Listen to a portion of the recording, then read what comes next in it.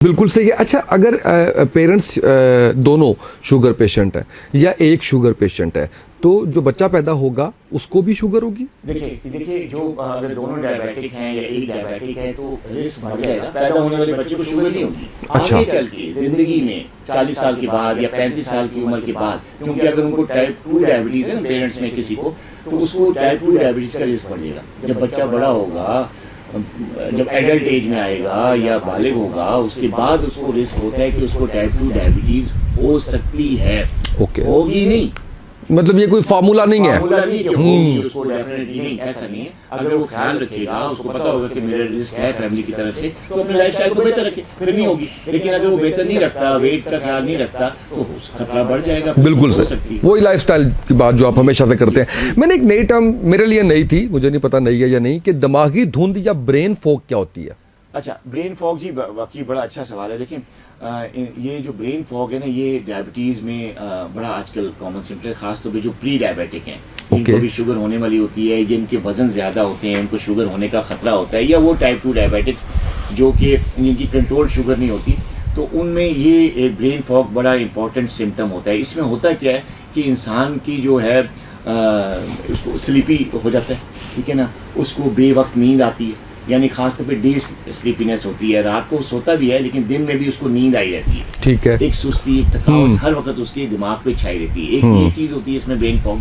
दूसरा ये कि मेमोरी डिस्टर्ब होती है, मेमोरी लॉस ऐसा ऐसा शुरू हो जाता है, खासतौर पे जो रिसेंट मेमोरी है वो डिस्टर्ब होती है। कंसंट्रेशन करने की, कोई अगर मेंटल वर्क बंदा कर रहा है कंप्यूटर पे या कोई हिसाब किताब का काम कर रहा है, तो उससे कंसंट्रेट करके काम नहीं हो जाता, उससे गलतियां होती हैं। वो एक चीज़ को तवज्जो से नहीं कर सकता, वो हर वक्त उसका दिमाग जो है ना डल रहता है। इसको ब्रेन फॉग कहते हैं। और ये डायबिटीज़ में, ख़ासतौर पे टाइप 2 डायबिटीज़ और प्री डायबिटीज़ में आजकल ये बहुत कॉमन सिम्टम है। और ख़ास तौर पे ऐसे लोग जो अभी डायबिटिक नहीं हुए होते या प्री डायबिटिक नहीं होते, अगर ब्रेन फॉग उनको हो रही है और उनका वजन भी ज़्यादा है, उनकी फैमिली हिस्ट्री भी ज़्यादा है, तो उनको ज़रूर अपनी जल्द से जल्द साल में 1 या 2 दफ़ा स्क्रीनिंग ज़रूर करनी चाहिए डायबिटीज़ की।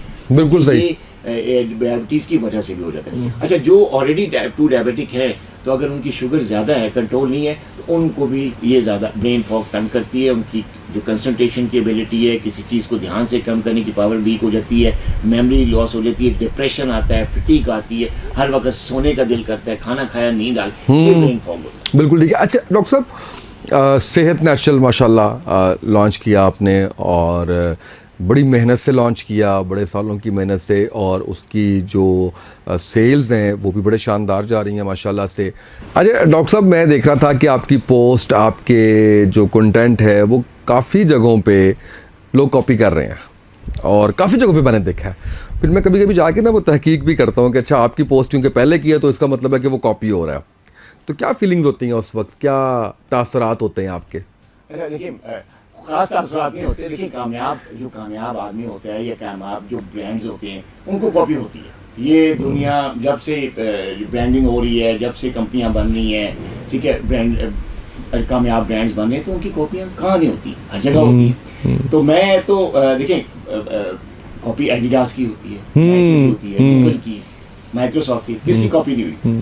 तो वो कोई चुप करके बैठ जाते हैं या रोना शुरू करते, ऐसा नहीं है। देखिए मैं एक बड़ा जो है ना, अल्हम्दुलिल्लाह का शुक्र, एक सक्सेसफुल डॉक्टर हूँ, और मेरा कंटेंट जो है अगर कोई अवेयरनेस के लिए या एजुकेशन पर्पस के लिए किसी को सेहत पहुँचाने के लिए यूज़ करता है, तो मैं तो बड़ा खुश होता हूँ कि यार चले मेरी आवाज़ और मेरा कंटेंट किसी की ज़िंदगी को ठीक कर रहा है, किसी को सेहतमंद बना रहा है। लेकिन एक मुझे थोड़ा सा ख्याल होता है, मैं बार बार सोचता हूँ, दुआ भी करता हूँ अल्लाह ताला से कि यार जो भी कॉपी मेरी हो रही है, कम से कम मरीज़ों के लिए कोई 2 नंबर चीज़, कोई ऐसी इंफॉर्मेशन जिससे कारोबारी मकासद हासिल करने के लिए उस इंफॉर्मेशन को या मेरी चीज़ को कॉपी किया जाए, और सिर्फ मरीज़ों को ख्वार करने के लिए या उनकी सेहत से खेलने के लिए अगर ये चीज़ की जाएगी, इस पे मुझे थोड़ा सा दुख होता है कि यार मेरा कंटेंट या मेरा अगर ब्रांड या मेरी कोई चीज़ कॉपी हो रही है, तो कम से कम वो लोगों को फ़ायदा पहुँचाए। ये ना हो कि वो किसी को नुकसान पहुँचाने के लिए यूज़ हो, चाहे वो किसी माली फ़ायदे के लिए नुकसान पहुँचा रही हो या सेहत के हवाले से अगर उनको नुकसान पहुँचा रही,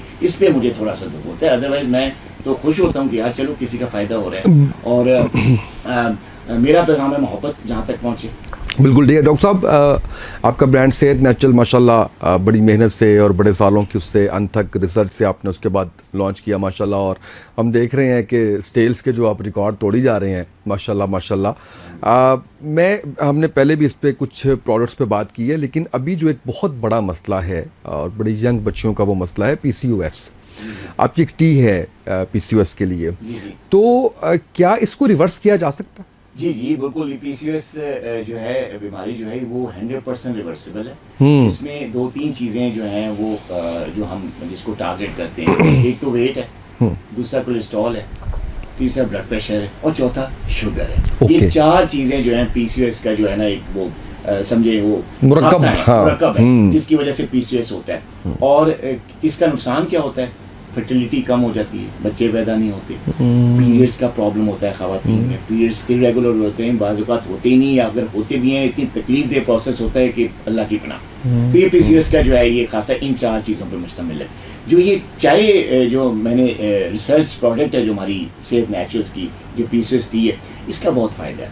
ये नेचुरली बग़ैर किसी दवाई के, बग़ैर किसी केमिकल के, बग़ैर किसी प्रिजर्वेटिव के PCOS को 100% रिवर्स कर देता है। इसमें जितनी मैंने आपको बताया ना 4-5 चीज़ें जो इसमें होती हैं, कोलेस्ट्रॉल और ब्लड प्रेशर हाई होना, शुगर हाई होना और वेट गेन होना, ये चारों चीज़ें ना सिर्फ PCOS से हो सकती है, और बल्कि इसका सबसे बड़ा फायदा ये पीरियड्स रेगुलर हो जाती है। ओके, फर्टिलिटी जो है वो वापस आ जाती है। PCOS की जो शिकार खवातीन होती हैं उनके बच्चे नहीं हो पाते। पहले जो हो गया 1-2 हो गया, PCOS की शिकार हुई तो नहीं हो रहा। ठीक है, तो फर्टिलिटी को इम्प्रूव करता है, बच्चे पैदा करने की सलाहियत को ये बढ़ाता है, और सबसे बड़ी चीज़ है कि PCOS की शिकार खवातीन की जो PCOS बीमारी है इसको 100% कुदरती तरीके से रिवर्स कर देता है।